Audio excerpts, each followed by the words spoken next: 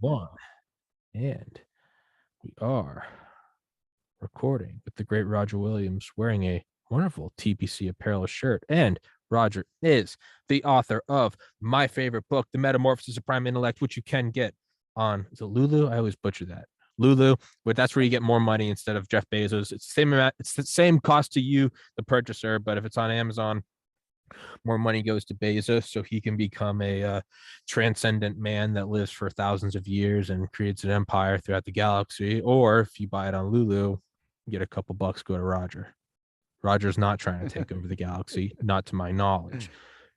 Roger, what's going on, my man? Well, it's been Been a wild. minute. Yeah. And it's actually, if you hadn't bailed on me last week, I probably would have bailed on you because I was sick. Oh, it works out well. So yeah, I mean, I had stomach thing and visiting the porcelain god and all. Although I did manage to meet my dad and see Doctor Strange, Hell which yeah. was fun. If you're into the MCU movies, it's one of the better ones. Uh, but yeah, I threw up in the morning and threw up in the evening and didn't sleep for Saturday or Sunday night and called in sick Monday. And yeah, and I've been on call all weekend because we got 6 guys at a chemical plant in Wagaman putting in a retrofit to a railroad track scale, and they need me to be available for certain little bits and pieces of informational help. I was For at the for what? uh, they are replacing a 30-year-old in-motion railroad scale that weighs choo-choo trains as they pass over without stopping. Oh, Jesus.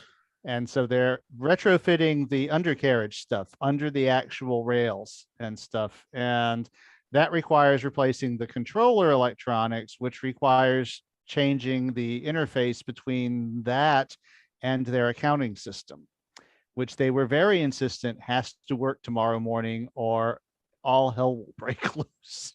I'm, as much as I get stressed out about this podcast at times, it's conversations like this that make me realize, thank God my job is I don't have to interact with the real world, because that just sounds too real.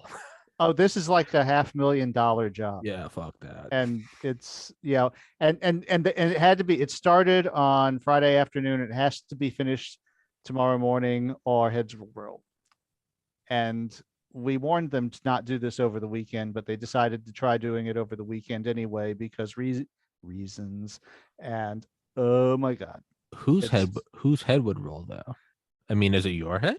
no, definitely not Well, mine. I got my shit squared away. then you're not concerned about whose head will roll. Like, I'm very sorry you guys have put yourself in a situation where heads will roll. It actually it would be somebody at the chemical plant, but you're talking about a multinational corporation, and basically nobody wanted to make the decision to say we won't be able to weigh rail cars for 3 days, which basically means they have to shut the plant down. So you're just kind of like a random crowd member during the French Revolution. You're like, hey, heads are rolling. I'm like the guy that's delivering pamphlets or something. Yeah, you're not there. You're not in Versailles. You're No, not storming the Bastille. Like, you're just a you're a baker. You're like, hey, heads are rolling, but I'm producing baguettes. No, I had a critical role because nobody else could have made this the new console that controls the new in motion scale does not put out the same data as the old console that used to control the old in motion scale. And they have a computer program that expects the old console's data.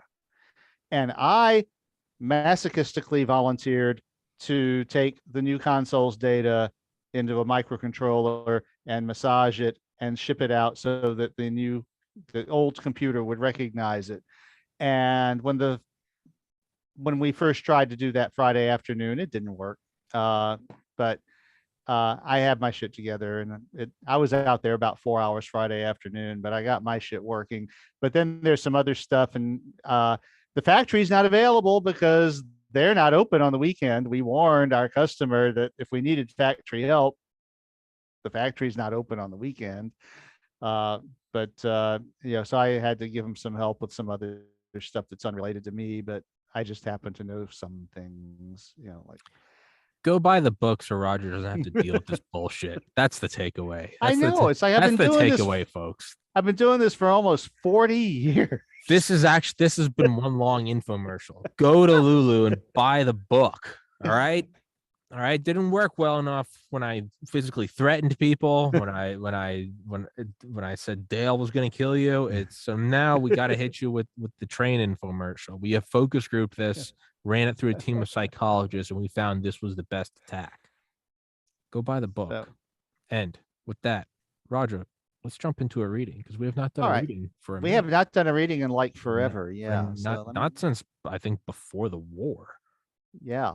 And and of course the war was a thing. And of course, there's a few other things to talk about now, but we haven't done the curators. Let's do a reading. We haven't done a reading in a while. Yeah. It's enough of it'll be there next week. We can talk about war crimes and potential nuclear Armageddon. Now, as you may recall, or maybe not, because it's been so long, in our last reading, we left our heroes, Jay and Emma, had just witnessed the birth of a world where they saw the final engineered collision, the creation of what the curators themselves just hope will be a moon, because it's not an exact science even for them after 7 billion years. And the humans have also volunteered to spread the knowledge of how to make better fold drives throughout the galaxy, which is where we will start this reading. And we will finish this reading with something you probably never thought that you would hear from me, a big game hunter who is going to be one of the good guys. All right. Enlighten me. Okay, let me move my windows around here. We put you there, and we put this here so that I'm looking at the camera. And okay, this will be your Curators Part 12. And as I originally published it on Reddit, this was Book 2, Parts 13 through 18. And so this is Book 2, Part 13. There are a little over 3 million registered capital fold ships in the Milky Way galaxy. Of these, about 1 in 5 run a regular route called an orbit, visiting the same worlds in a sequence that regularly brings them home to start over. Orbits might take a ship to as few as 5 or 6 worlds, or to as many as 50, the average being around 30. We carefully selected about 40,000 of these carriers to be our final delivery assistants, breaking down the half dozen pallets they would need to be supplied with to deliver one set of volumes to each world they visited, a gift that was easily accommodated by the usual orbital transports. These ships would visit nearly every world in the galaxy, and a mop-up direct mission concluding our project would take care of the stragglers. If we had to supply those 40,000 carriers ourselves, it would have taken us nearly a millennium. A fraction of the regular carriers maintain scheduled orbits so that they can reliably share rendezvous with a few other ships as they travel. This allows for heavy cargo to be transferred in space without deorbiting and waiting for the other ship to arrive. This, of course, is exactly the service we needed, and we recruited about 10,000 of these second-tier helpers, which would be supplied with enough books for their own orbital destinations, as well as for all of those other ships they planned to meet. These ships would each take 10 or 20 or 30 pallets. Everything was pre-labeled as to which ship was to pass on which other and which final world each volume was addressed to. If we had directly supplied these second-tier helpers, the project would still have taken between 1 and 2 centuries, longer than we wished. So we also recruited about 2,000 first-tier helpers who would rendezvous with the second-tier helpers. They would take on as many as 150 pallets. This would require 10 to 20,000 square meters of cargo floor space. While that might sound like a large imposition, it really isn't for a capital fold ship. Our partners were all enthusiastic and were training staff to execute the transfers and deliveries, even as we loaded the Reliant. Supplying all of the first-tier helpers would take about 30 years, but we would also be running 3 ships in tandem so that it would only take 10. The Alexei Leonov was already waiting in orbit to take Reliant's place for loading after we cleared the staging area. These missions would be absolutely unique in both human and galactic history. Together, the three ships would travel within 500 light years of every point in the galaxy where inhabitable worlds might be found. They would be away from Earth for the full 10-year mission, shattering the records for both longest and most distant away mission ever conducted. They would be stuffed with not only books, but with recording devices operated by some of humanity's best scientists. The missions would also each take about 1,000 tourists hungry for the opportunity to literally go where no human had ever gone before. Most of these people would not stay out the whole 10 years, as more modest passenger class fold ships would regularly commute between the book carriers and the human colonies, allowing passengers to come and go.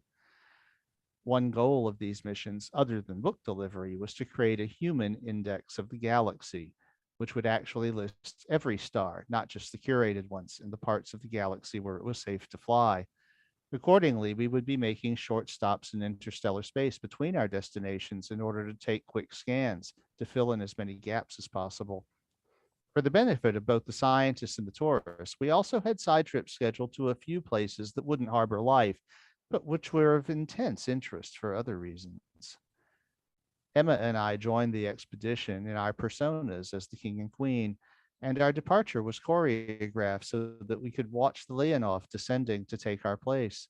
Within a day, we made orbit at CI 1146020 to wait for their ship, 1146020 Mark V, which took on 138 pallets to bring the Promethean drive making methods to 692 other worlds. Emma and I personally delivered a copy to the surface of CI 1146020 itself, where we were greeted with applause and treated to a lavish party.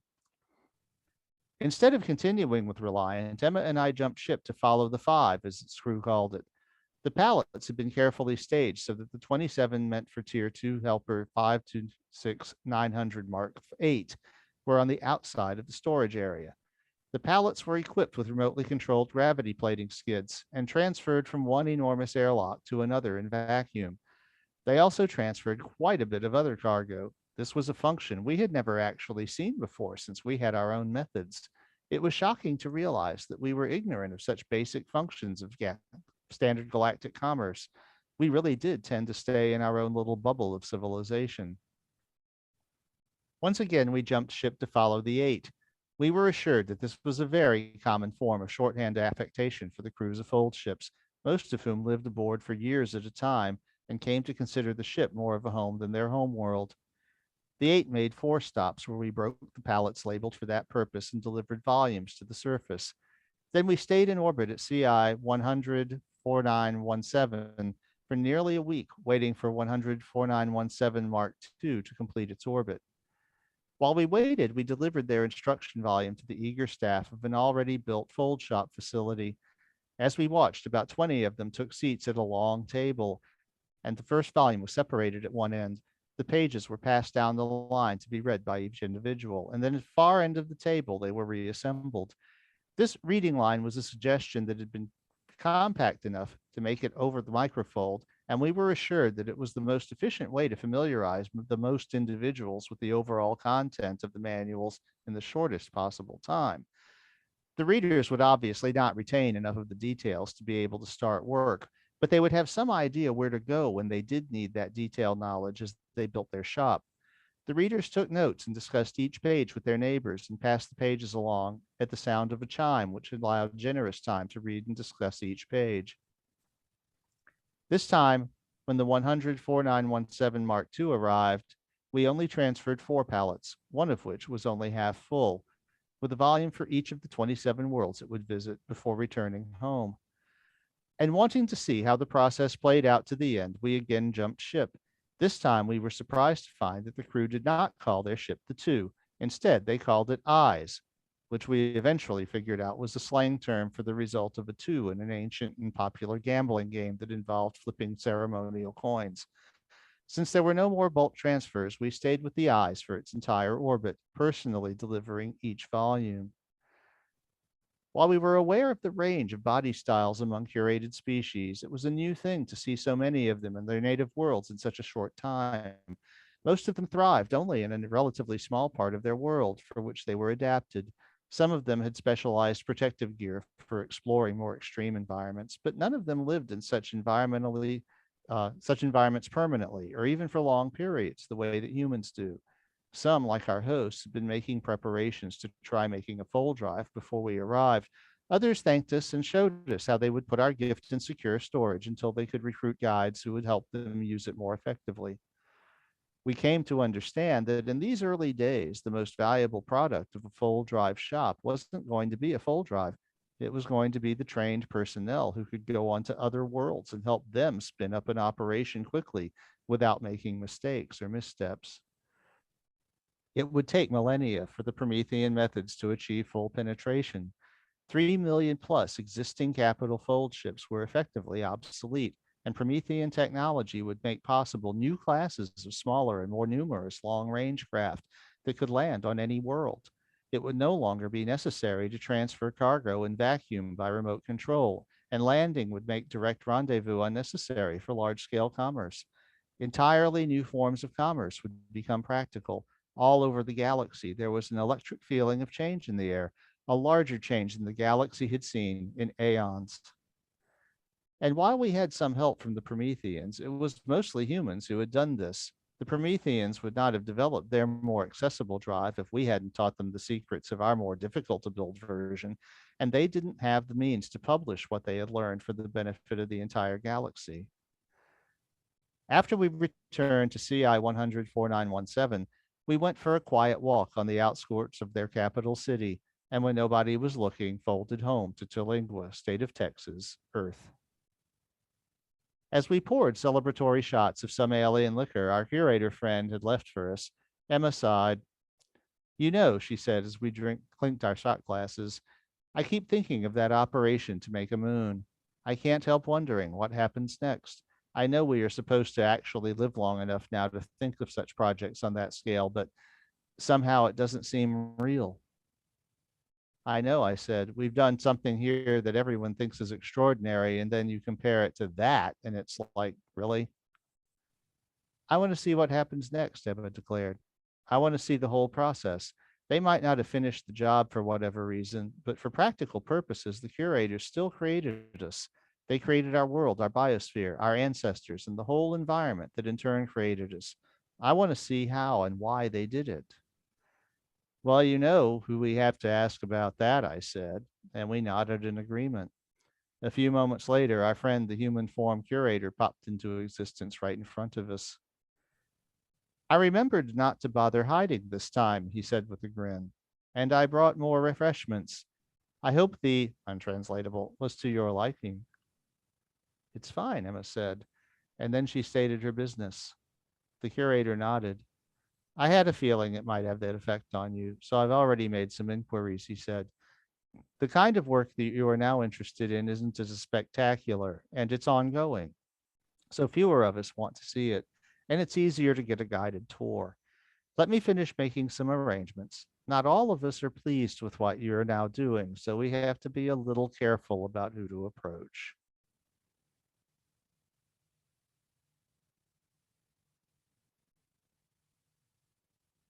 Book 2, Part 14.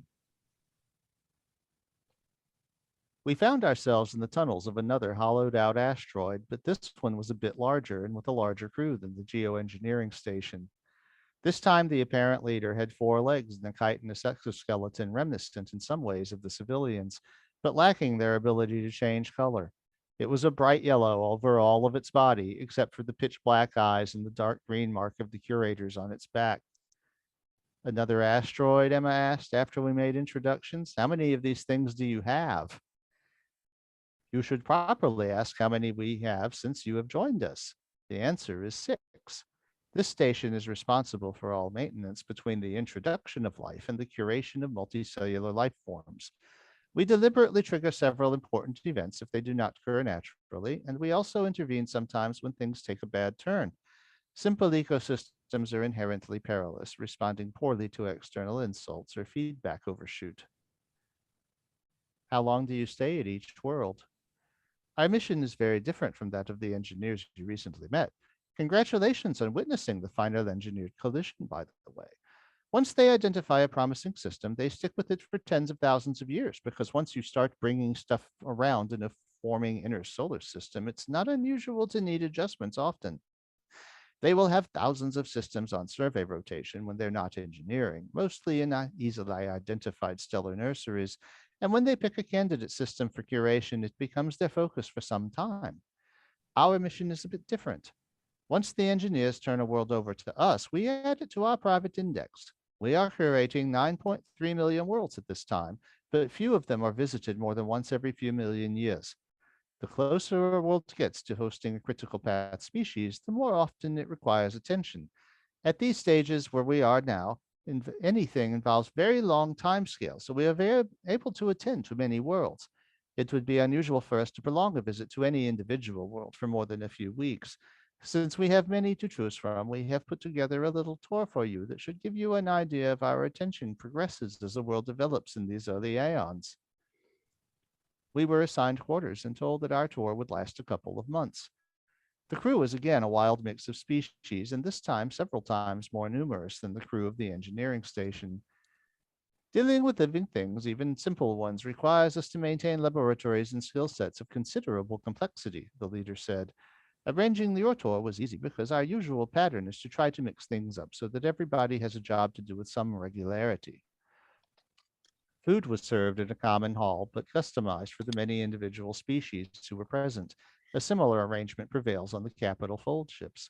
The quality and attention to preparation detail were superb. Most of us live a very long time aboard the station, our leader said when we mentioned this. Our quality of life is an important consideration. When were the asteroid stations built? I asked. We don't know for certain. They were at least 5 billion years old, but we have no reliable records from those early aeons. We have studied the matter and concluded that all of the host asteroids were formed in the same solar nebula about 9 billion years ago. It would seem sensible to conclude that that was the home system of the ancestors, but we have no proof of that. The ancestors of the original curators who evolved naturally? Exactly. I forget that you are so new to all of this. I wonder why they used asteroids, Emma said. Nobody uses asteroids. Our theory is the ancestors developed advanced fold technology before they developed nanites. If you ask your implants, I'm sending you a link, you will find you have the skill of fold nibble excavation. This makes it very easy to turn a solid ball of rock or metal into a warren of tunnels and rooms. Sure enough, Emma and I both found ourselves remembering how to execute this technique, which used precisely formed fold apertures to remove slabs of rock 10 to 15 centimeters thick from the end of a tunnel in progress. This technique was not accessible to the curated species because they did not have the precision fold technology enjoyed by the curators, but it suggested that familiar modern nanite tech capable of cheaply building large ships was developed by the ancestors sometime later than their advanced fold tech. Our first stop was a world that had experienced its own final engineered collision only about 50 million years previously. The solar system was still in the throes of what our scientists would call the late heavy bombardment, and both the world and its moon were pocked with lava-filled craters from recent impacts. There's really nothing for us to do here, our host explained, but we check in to see how it's progressing. We will use what we learn here to schedule our next visit. Sometimes, if things are going badly, we might also refer such a world back to the engineers. Sometimes we just learn that it isn't going to work out and cancel it from our index. None of this is an exact science, even for us. After a few hours, the head of the planetary astronomy crew made a report. Outer planet orbit inflation is a bit ahead of what engineers predicted, but not really a problem. Density of impacting debris is decreasing on schedule. The moon's orbit is looking good. Water cover is behind schedule, but there's plenty of material left for delivery in the bombardment. Overall, we think 30 million years is a good return date. We should be able to get a better idea what the final ocean volume will be by then. The mission leader entered that into a log and said, scheduled then. That's it? There isn't much else we can do at this stage. This world is still receiving extinction level impacts several times a year, and it needs those impactors to deliver water and organic material, which was driven off during the even more violent early days. We mainly came to make sure that there were no unfortunate mishaps developing. Sometimes we find there won't be enough water, or that the relationship between the moon's orbit and the planet's rotation is unpromising. Sometimes the outer system gives us an unfortunate surprise. About 10% of the worlds the engineers bring to this point turn out to be unsuitable, and we just either get the engineers to try to fix them, or if that's not possible, we give up and move on. While the station had far better fold drives than even those humans had built, we were folding into systems that hadn't been visited for millions of years. So we moved in cautiously, taking several survey days on the relative safety of the outer system before folding in toward the candidate world. Our next target was further along, and while it was bare and it glistened in places with full ocean basins and had no large open pits of lava, the moon already strongly resembled Earth's Luna. This world received its moon 300 million years ago, the leader told us. Its atmosphere was mostly water, sulfur dioxide, and carbon dioxide. Tidal forces have slowed the rotation and pulled the moon upward into orbit, which makes the tides much less violent. Our note shows that we had hoped life would have emerged naturally by now. It does about 20% of the time. The atmospheric analysis makes it pretty certain that this hasn't happened, so you will get to see a seeding operation here. Since the atmosphere was still quite toxic even to curators, the life science crew conducted their survey in single personal flyers. These were small enough that a curator's implant could fold them a reasonable distance or generate a supergravity propulsion field sufficient for maneuvering. The scientists spent several days surveying the world and several more deciding on a fertilization strategy. Then cryogenic storage containers in the heart of the station were opened, and carefully selected microorganisms stored within were cultured to generate enough seed pods to give the operation a good chance of success. Finally, thousands of those pods were delivered to carefully selected surface sites, and the original samples were restored from the cultures and returned to storage. We should return within 1,000 years at the latest, the life science leader said, and the station leader entered this into their record system. By then, it will be obvious whether they have taken hold, and if they haven't, we will have to determine why and whether to try again. The next world we visited had been seeded about 40 million years ago. In this case, we are looking for signs of oxygen synthesis, the life science leader told us. Our ground crews are sampling atmospheric oxygen and also using spectroscopic samplers to look for mineral formations, which might be acting as oxygen sinks. If we don't find signs of oxygenation, we will introduce cyanobacteria ourselves.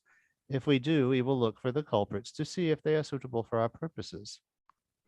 If there's not much free oxygen, why not just go ahead and introduce your own cyanobacteria anyway? At every stage, our method is to give chance some time to work before we take action. The ancestors were clear that we should hope for evolution to surprise us before we impose our own order. Emma and I looked at one another. I guess chance does happen sometimes, Emma said.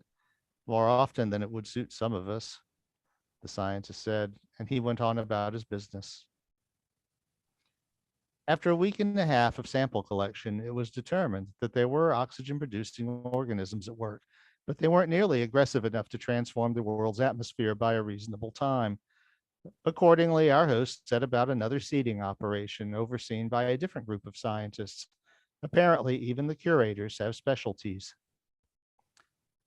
Our next destination was at this point about 60 million years ago. Our records indicate that suitable bacteria had evolved on their own and were on their way to exhausting the natural mineral oxygen sinks. So on our last visit, we took no action. When we folded into the system, we found the world cloudless and brilliant white. Ice ball, I said. Yes, a frequent result of oxygenation is that it oxidizes methane, a powerful greenhouse gas, into carbon dioxide, a less potent one, and the temperature drops. Life almost always survives this, but we have to wait for geological processes to introduce more carbon dioxide to get the temperature back up. You couldn't fix this in a shorter time? Not really. The environment isn't suitable for oxygen using life to start making carbon dioxide. And even if it was, we really need more carbon on the surface, which we can get most easily by waiting for volcanoes to deliver it. Another notation was entered into the records and we departed. It was a little strange after Earth's unpleasant recent history with too much carbon in its atmosphere to see how stark a problem too little could also be. The life scientists explained to us that at every level, from the single cell to an individual being such as ourselves to the ecosystem of a world, life was a series of interlocking equilibria that had to be maintained. Maintaining those equilibria was what life did, and did excellently. but enough stress could cause those equilibria to collapse with dire consequences. After we left the ice ball world, the leader didn't give us any hints as to what to expect next. What we came upon in the next curated world after surveying its system from afar, it took our breath away. Along with the brown and gray of rock, it was also blue and green and the brilliant white of clouds. Let's survey it. Speaking of our world, there. I thought I heard something. Yeah, a little thunder there. As flyers descended to the surface, the leader explained, "This is a world which may be ready to pass in the next screw. We want to establish that it has a stable ecosystem maintaining an oxygen-rich atmosphere. The land will still mostly be barren, but there will be a lot of life in the water, especially the ocean shallows and freshwater inland lakes and seas. This is one of our most complex tasks, and we will be here for about a month determining the diversity and extent of that life. If we discover multicellular organisms or determine that the environment is appropriate to support them, we will pass this world along to the next development crew." They surveyed tens of thousands of samples, mostly using DNA techniques to sift for various gene sequences. Their computers were much more powerful than even human machines at analyzing this data to determine the mix and development level of life forms that had contributed to the bulk sample. At the final summary meeting, the crew leader announced that all the elements were in place for the world to develop its own multicellular life forms, but that the breakthrough hadn't quite happened yet. In keeping with their policy of giving chance a chance, they decided to return in 50 million years to see if anything developed spontaneously before handing it over to be seeded with multicellular life. Our tour was over, and we folded directly back to Terlingua, where we found Quentin and the human form curator drinking scotch and playing pool in our underground lair.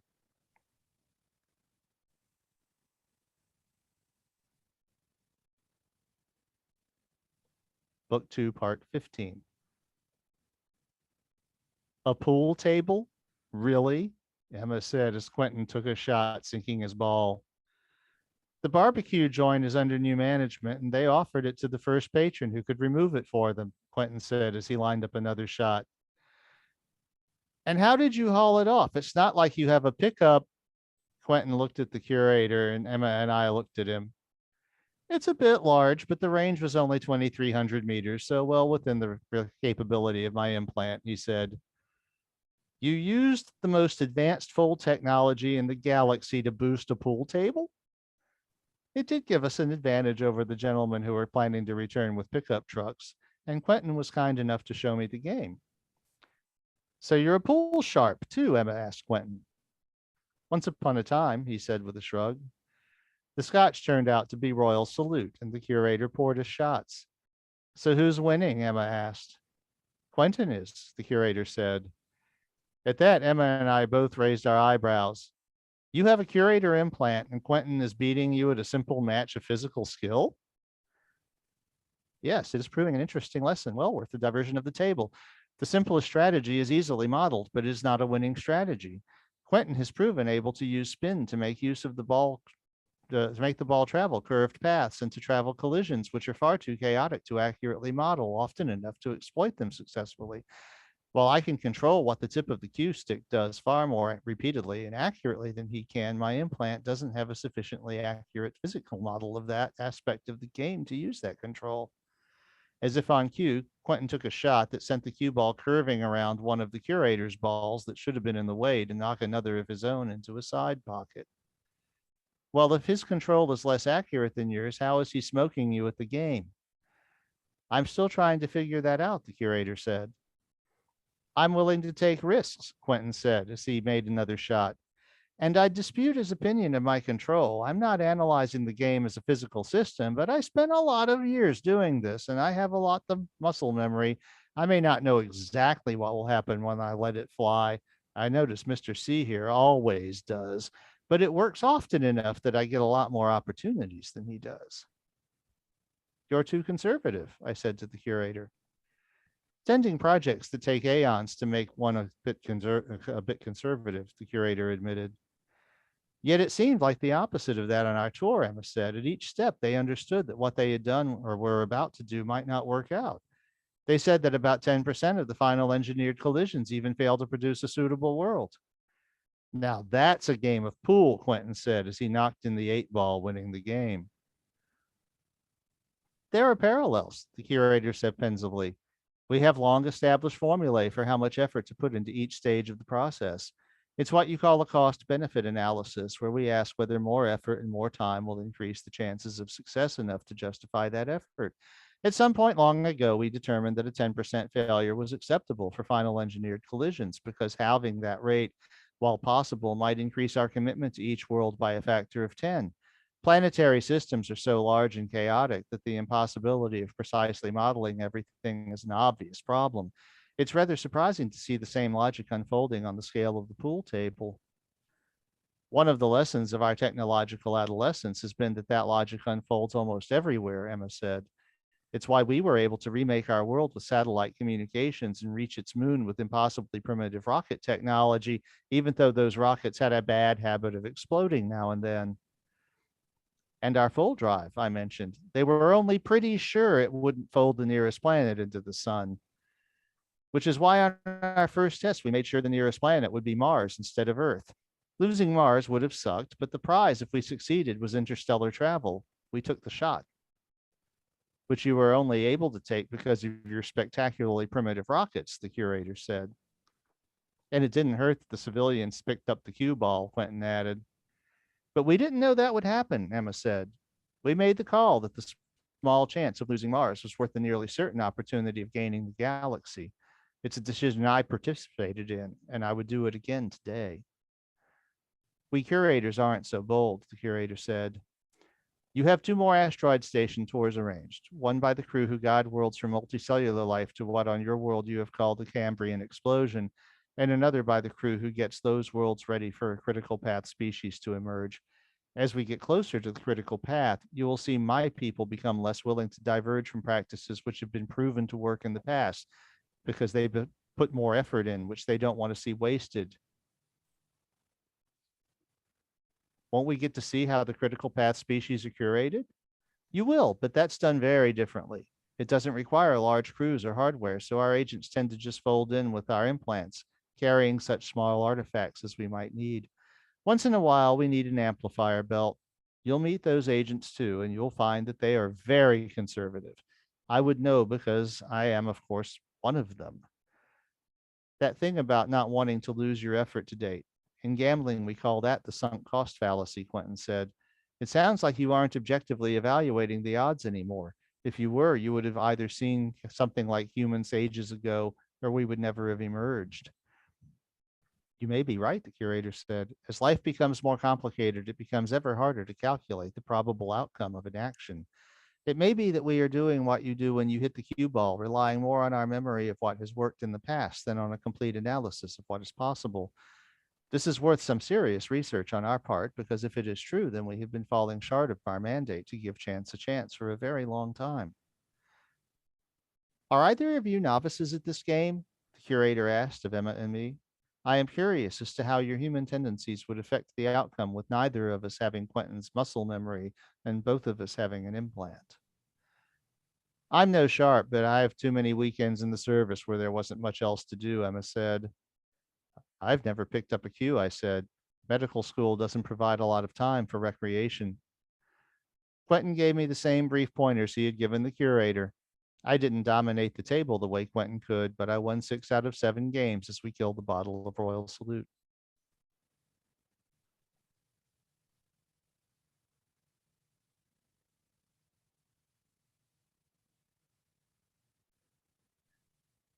Book 2, Part 16. The curation of early multicellular life turned out to lack drama. Although great changes were occurring as we visited more and more developed worlds, those changes were mostly visible only through the lens of a microscope or the output of a gene sequencer. All of the worlds we visited had blue skies and seas with blue-green shallows and land masses that were mostly still sterile brown and gray. No dramatic interventions were contemplated, and none of the worlds were expected to fail. If life did not develop appropriately by a certain point in the host star's evolution, it would be kicked by seeding it with viruses or entirely new organisms as appropriate. The evolution of the host star is what drives us, the team leader explained. It takes enormous amount of time for the kind of changes we want to see happen by chance, but as we want the star also burning its nuclear fuel, becoming hotter and nearer to the more that will make it a red giant. The habitable zone moves out as the star gets hotter, and generally a world that is near the outside of the habitable zone when we form its moon will be inside the zone and uninhabitable long before the nova. We try to make sure life becomes complex enough in time to enjoy some aeons of that complexity before it is annihilated. It takes a succession of small miracles for organisms that start out as loose confederations of single celled organisms to develop the strategies that make it possible for them to create specialized organs, isolate the interior of their body from the environment, and maintain that interior environment as they haul themselves out of the sea and colonize the continents. We watched 3 seeding operations, all of which proceeded similarly, although they involved very different biochemical agents and were run by different specialist groups. The last world we visited had large areas of green on its continents, but these turned out to be forests of giant fungi, which were devoid of animal life, and the atmosphere was nearly 30% oxygen. Usually, the oxygen would spur development of animal life to make use of it, but for some reason that hasn't happened here. We will have to give it a kick, or this ecosystem will burn itself out. If we can use viruses to give existing organisms extra capabilities, which can be enhanced by natural selection, but in a case like this, we may have to resort to introducing entire families of library organisms to mitigate the developing crisis. Life manages to do amazing things on its own, but it also manages to paint itself into corners with depressing frequency. At some point, one of the scientists told us that their record showed that world CI 1742660, known to its inhabitants as Earth, had not developed its Cambrian explosion spontaneously. It had been seeded to give advanced life a chance to develop before the sun made it uninhabitable, a transition they expected in about 1 billion Earth years. With the aging cure, it was not out of the question that Emma and I could live to see that happen. When we returned to the Earth, a giant fold ship, Alexei Leonov, had taken off with its load of full drive manuals, scientists, and tourists, and had been replaced at the loading terminal by the Rosinanti. That ship was scheduled to finish loading within 8 months, at which point the publishing operation would be shuttered and the whole enterprise would consist of the 3 ships exploring the galaxy. Everything seemed to be going fine without us, so we folded over to the last Curator asteroid station we would visit. Unlike the others, this one was not unique. There were 3 similar stations doing the same duty of curating worlds from the earliest land based life toward a species capable of taking the critical path. We have about 12 million worlds in our index, this leader said. When we first get them from the last crew you visited, we visit them once every few million years. As life becomes more complex, it also becomes more likely to undergo more rapid change. And we find that if we visit less than every 250,000 years or so, we miss important transitions. Those fellows often have to seed worlds because they simply can't develop. But once life reaches this point, it does nothing but develop. Our biggest problem is when it develops into a dead end that won't lead to a critical path. This time, there was no clean progression from simple to complex worlds. At this point, you can't look at the life forms of an ecosystem and tell how long it's been developing or how far along it is toward our goal for it, we were told. Forms ebb and flow in ways we still can't model predictably. We have had worlds transition from the critical path in as little as 30 million years after we took over their index, and some of those with no intervention at all on our part. We have had others that simply never developed despite repeated interventions to correct dead ends, in which we eventually abandoned because their stars were becoming too old. What exactly do you mean by a dead end? Emma asked. Your own world provides a perfect example. CI 1742660 developed a healthy ecosystem within a reasonable span after we got it, but then it spiraled into an arms race between ever larger predators and prey. We gave it nearly 100 million years, but it only ever got worse, and 65 million years ago, we corrected the situation. That was obviously the right course of action because you fellows developed as a result. Except someone didn't think we were worth developing later, I said. You have to talk to the critical path people about that. I would say that your presence here today proves they were wrong. Considering that you guys seeded the galaxy with life, the idea that you could be that wrong about something is a little terrifying, Emma said. The leader made a tinny clicking noise, which our implants identified as laughter. The universe is inherently chaotic, he said, and he looked thoughtful, and he said, I mean that in your technical sense, not your vernacular sense. The quality you call omniscience is simply impossible. There is no state of existence so advanced that one becomes incapable of misunderstanding a situation or making a mistake. We are proof of that, and we have only made a garden of one galaxy. We often wonder why the curators never expanded beyond the Milky Way. Our estimates of the natural rate of development of advanced life suggest to us that this galaxy now contains more advanced life than the rest of the universe. Why would we need more? It turned out that other than breaking up the logjams of dead end evolution, this crew really didn't do much with the worlds under its watch except to turn them over to the critical path agents when something promising emerged. That doesn't happen very often, so we didn't get to see any examples, but we did get to see a world marked for a cleansing correction. Worlds where all the continental landmasses are connected are a problem, especially when all those landmasses are tropical in climate. I wanted to show you this world because it is very similar to yours when we intervened. They are both predator and prey animals, massing over 100,000 kilograms. They are very highly specialized and unlikely to develop intelligence, and their presence makes life perilous for any other life forms that might show the kind of promise that we want. One way or another, they have to go. The monsters of this world strongly resemble dinosaurs, except that they had scales instead of feathers and beaks instead of jaws and teeth. Imagine a 40-foot tall, 100,000 kilogram carnivorous parrot. The herbivores had appropriate defenses that made them impregnable to smaller predators, and even the trees were enormous to keep from being completely devoured by the giant herbivores. There were few niches where smaller animals could thrive, and none stable enough to allow for critical path development. We're not going to make the correction now because we have to monitor it for a while we do, but within a million years or so, we will return for one final survey, and barring a miracle, we will throw a rock at them. How would you do it? I asked. The leader activated a display. We pick a suitable rock, usually a moonlet of a gas giant, since those are easiest to find. The limit for the fold amplifier belts is about 20 kilometers diameter. We look for a suitable impact point on the target world. We want ocean shallows so that we can create a tsunami, as well as sulfate minerals, if possible, to create toxic rain. Equatorial, so that both the north and south hemispheres will be affected equally. We wait until the rock's existing orbital motion is aiming it at the right angle, and we fold it to within about 1,000 kilometers of the target to give our delivering agent time to fold out before it strikes.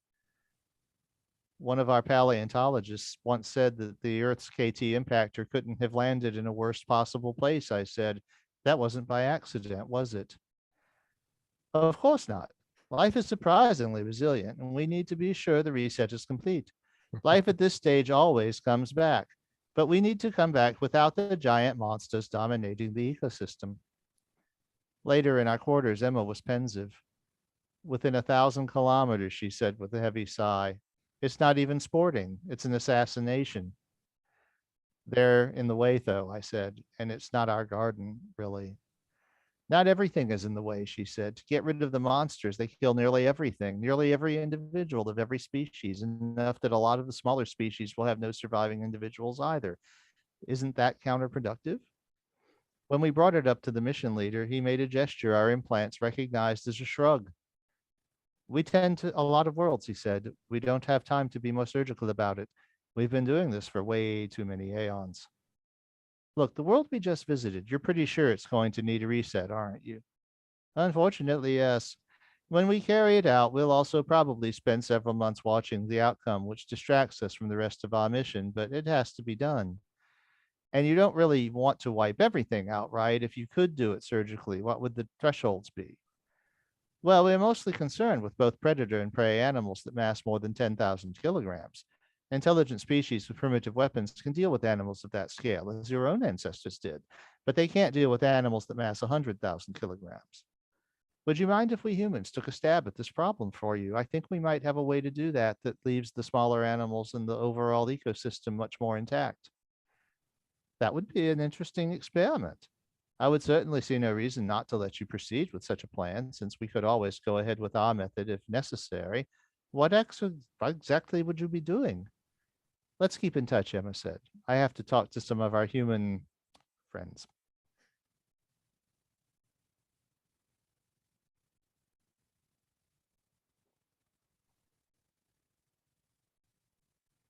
Book 2, Part 17. The Red Estate was not far from the new capital of Earth in the Australian Badlands. The man who liked to call himself the Red Prince had moved there from Montana when it became clear that his already considerable interests were at risk in the forming Russo-American Concordance. He was one of the largest shareholders of the company that ended up making the first human fold drives, and he was still one of the richest individuals on Earth. We had been careful not to disrupt such fortunes as his when the governments were unified, because if they acted together, those few hundred people could have made life very difficult for us. Instead, we assured them that their interests would be safer than ever absent the squabbling of nation states, and they welcomed the changes that we brought. We didn't bother concealing our arrival. At his direction, we folded directly into a luxurious great room within his sprawling estate. My king and queen, he said with a modest and possibly a bit sarcastic bow. I must say I expected silver tights and royal headwear. We aren't here on official business of the Earth government. Thank you for agreeing to see us. I have several friends who strenuously advised me to do whatever you want. They had to hitchhike back to their homes from a very considerable distance, and only one of them knew Galactic Common beforehand. Sorry about that, Emma said. If we could have thought of another way to make our point without violence, we would have. We did try to make sure that they would all make it back. And they did, he said. Would you like a drink? To toast my friends on their return from the ordeal you set them. He poured us clean shots of Remy Martin XO, and we clinked tumblers. You did them a favor, he said after we tossed them back. Most people of my social class are soft, weak, and much more ignorant than they realize. The people you sent away, at least the ones I know personally, came back much stronger and wiser than they were before. Did they know you think that? Emma asked. Well, that was well timed. Yeah. Jesus. Of course not, but I do take their advice to be square with you at full value, because something like that might happen. At that, we all chuckled. We were hoping that you would let us see your collection, I said. He stiffened for a moment, then smiled. I would have thought that you would find that pursuit of mine off-putting, he said. Then I remembered that the two of you killed 2 capital fold ships with full sentient crews. I am an amateur at your scale. We gritted our teeth and politely agreed. The repository is a few miles from here, underground, he said. It will take an hour or so to get there because there are no roads. If you can show us where it is, we can be there in seconds, Emma said, and she used her implant to project a translucent 3D map of the estate in the space between us.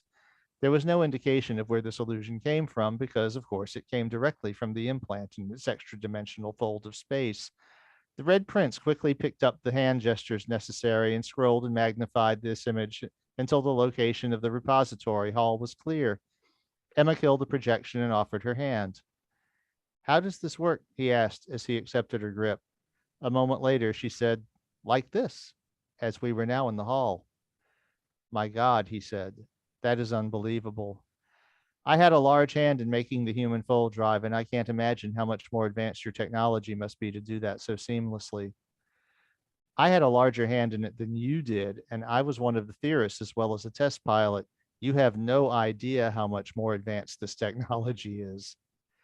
We looked around. We were surrounded by animals frozen in motion by the best taxidermy artists ever to practice their craft.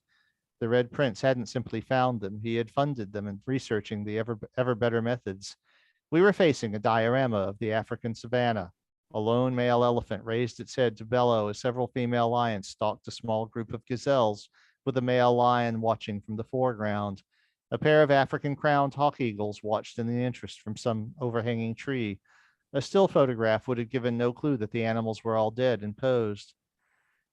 That elephant is old Pal, the last of his species. It cost me a fortune to harvest him from the zoo in Johannesburg. The last female had disappeared over 15 years earlier, and I left him until it was clear that I risked losing him to the poachers in the increasingly unstable territory.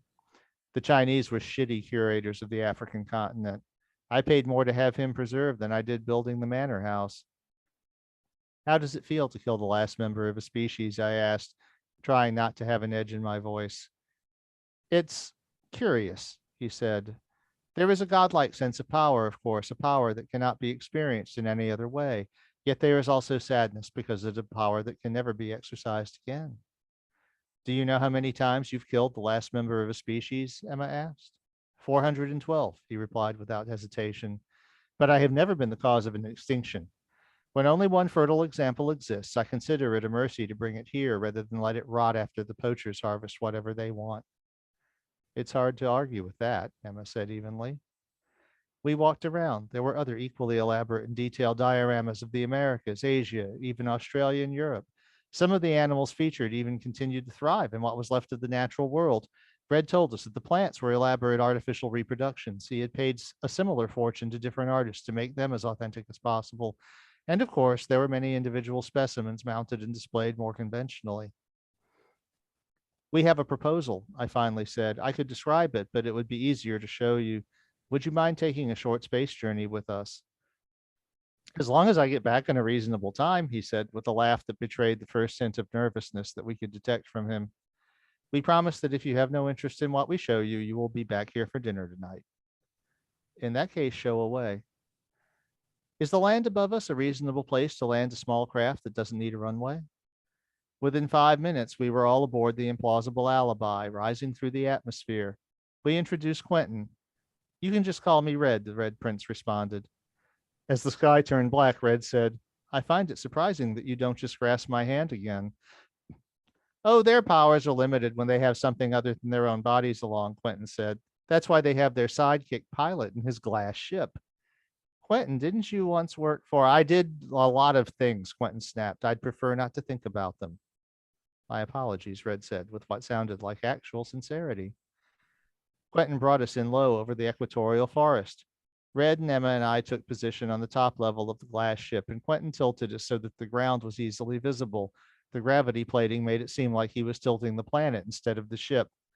He brought us in over a group of giant herbivores that were standing nearly upright and using their long necks to devour the branches of giant needle branch trees with their beaks. Those animals must weigh hundreds of tons, the Red Prince said. Almost absently, Emma said, that near one mass is about 121,400 kilograms. Red gave her an astounded look. You can measure things too? Oh, they can do lots of things, Quentin said. Let's find some predators. That took a little more effort because predators don't flock, but Emma and I had far better searching tools available to us than Quentin did via the ship, and we quietly forwarded in promising coordinates. We found a family of giant raptors feasting on a fresh kill and fending off a closing perimeter of smaller but more numerous claimants to the carrion.